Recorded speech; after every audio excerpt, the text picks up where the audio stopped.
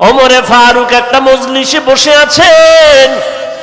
যায়েদ বিন আসলাম বলেন, আমার আব্বা জান ঘটনা শুনাইলেন।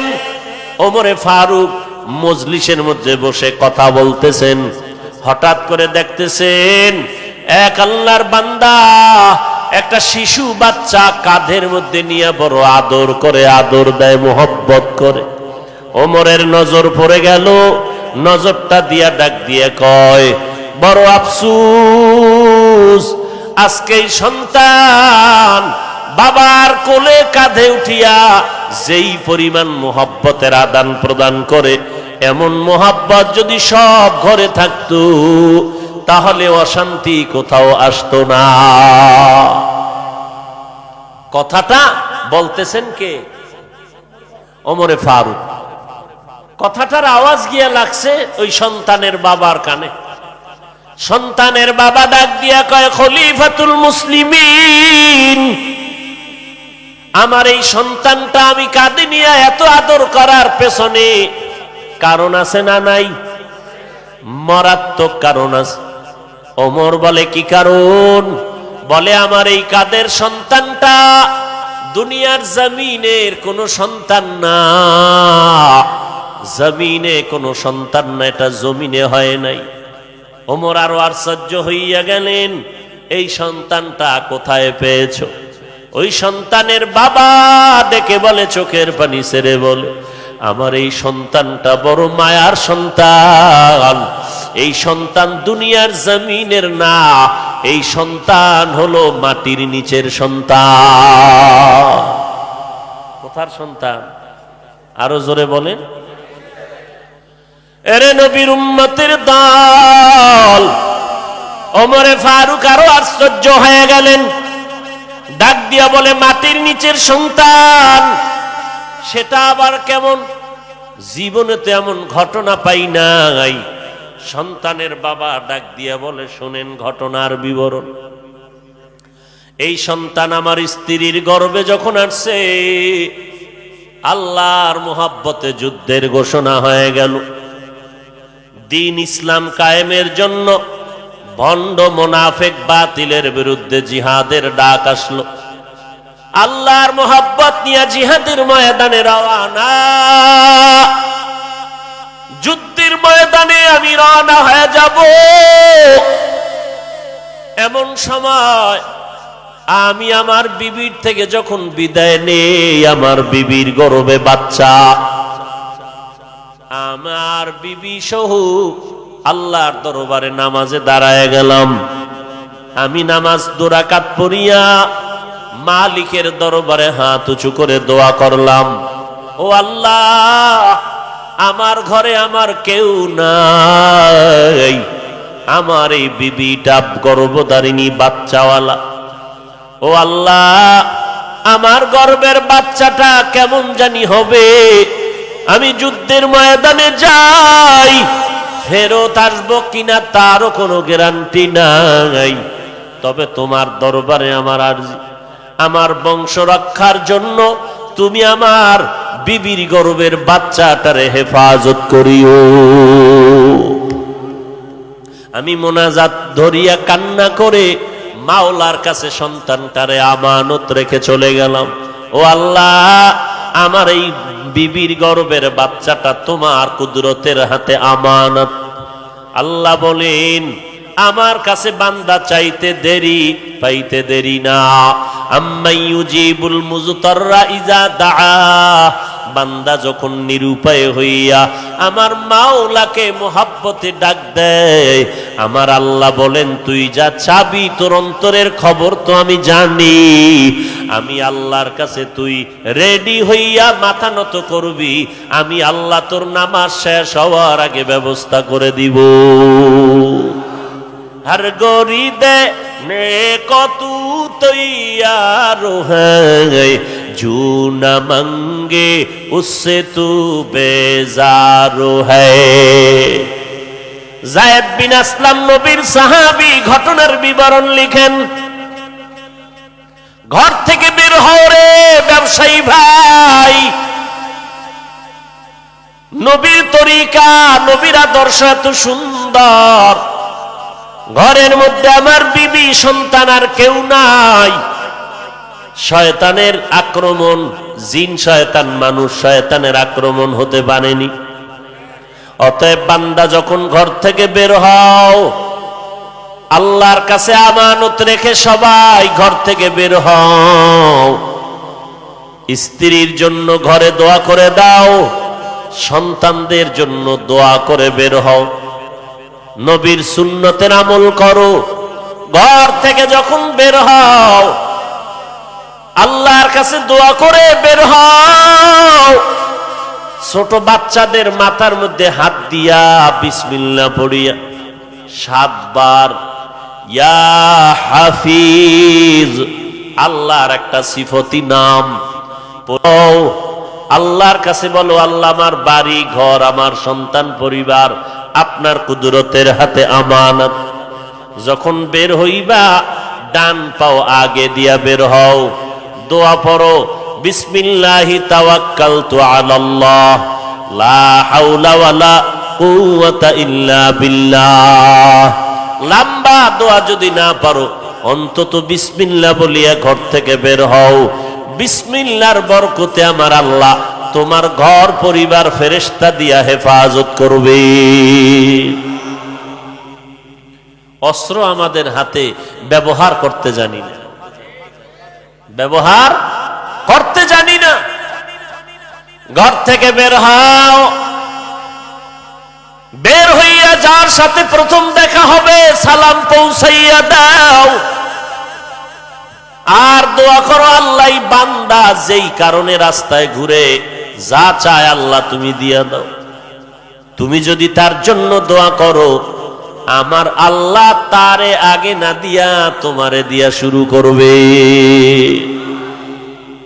হাদিস শরীফে আছে, কেউ যদি দোয়া করে আল্লাহ দুনিয়ার সব মানুষের তুমি মাফ করো, একজন ফেরেশতা দোয়া করনেওয়ালার মাথার কাছে এসে দাঁড়ায়। আল্লাহ কয়, ফেরেশতা এই বান্দা সারা দুনিয়ার মানুষের হেফাজতের দোয়া চাইলো, আমি ওরে দিয়া দোয়ার বরকত শুরু করলাম। এই বান্দা রিজিক চাইলো, এরে দিয়া শুরু করলাম। ভাইরা আমার, আল্লাহর নবীর সুন্নতের আমল করে সামনে আগাও। গাড়িতে চড়তেছো, যে কোনো সফরে রওনা হও, ঘর থেকে বিসমিল্লাহ বলে বের হও। পারলে আয়াতুল কুরসি একবার পড়ো, 3 বার বিসমিল্লাহিল্লাযী লা ইয়াদুররু মা'a ইসমিহি শাইউন ফিল আরদি ওয়ালা ফিস সামা ওয়া হুয়াস সামিউল আলিম 3 বার পড়ো। যখন কোনো বাহনে উঠবা 6 বার বিসমিল্লাহ পড়ো, 5টা সূরা পড়ো। বিসমিল্লাহির রহমানির রহিম, কুল ইয়া আইয়ুহাল কাফিরুন, এটা শেষ করে আবার বিসমিল্লাহির রহমানির রহিম, ইযা জাআ নাসরুল্লাহি ওয়াল ফাতহ, শেষ করে আবার বিসমিল্লাহির রহমানির রহিম, কুল হুয়াল্লাহু আহাদ, শেষ করে আবার বিসমিল্লাহির রহমানির রহিম, কুল আউযু বিরাব্বিল ফালাক, বিসমিল্লাহ শেষ করে আবার বিসমিল্লাহ বলে কুল আউযু বিরাব্বিন নাস। 5টা বিসমিল্লাহ হলো, 5টা সূরা হয়ে গেল। সূরায়ে নাসটা শেষ করিয়া আবার বিসমিল্লাহ পড়িয়া যে কোনো গাড়িতে উঠো আর যানবাহনে উঠো, দুনিয়ার সব যদি ধ্বংস হইয়া যায়, আমার আল্লাহ তোমাকে ফেরেশতা দিয়া হেফাজত করবে। শুধু হেফাজত করবেনই না, নিরাপদে আবার ঘরে পৌঁছাইয়া দিবেন। অস্ত্র হাতে ব্যবহার করতে জানি না। ভাইরা আমার,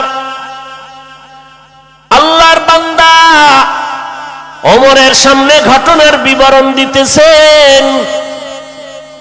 এ খলিফাতুল মুসলিমিন, আল্লাহর দরবারে দোয়া করে বিদায় নিলাম। কয়জন মুসলমান ঘর থেকে বের হইলে দোয়া পড়ে বের হন? সন্তান পরিবারের জন্য দোয়া করে বের হন। ওই আল্লাহর বান্দা বলে, ও খলিফাতুল মুসলিমিন, দোয়া করে যখন বের হয়ে যুদ্ধের ময়দানে চলে গেলাম, যুদ্ধ চলতেছে, আমিও সেখানে সৈনিকের ভূমিকা পালন করতেছিলাম। এক পর্যায়ে যুদ্ধবিরতি হয়ে গেল, বিজয়ের মালা গলায় পরে আবার গন্তব্যে বাড়ি রওয়ানা। আবার বাড়ির মধ্যে যখন প্রবেশ করতেছিলাম, যাওয়ার সময় কেমন যেন মনটা খুশি। আজ বাড়িতে ঢুকতে গিয়া দেখি মনটা কামড় দিল, হঠাৎ কেমন যেন লবণে কাটা গায়ে লবণের ছিটা লাগলো। আস্তে করে দম দিয়া হাঁটতেছি, গিয়া দেখি ঘরের দরজায় তালা লাগানো। পাশে আমার চাচতো ভাইয়ের ঘর। চাচতো ভাইকে ডেকে বললাম, আমার ঘরে কেন তালা? কই আমার ঘরের মেহমান, আমার বিবি কোথায়? চাচতো ভাই আমার কণ্ঠ পাইয়া দেখি কান্না করে করে আমার সামনে দাঁড়ায় গেল। ডাক দিয়া কয়, ভাই তোমার বিবি আমার ভাবি দুনিয়ার জমিনে জিন্দা নাই,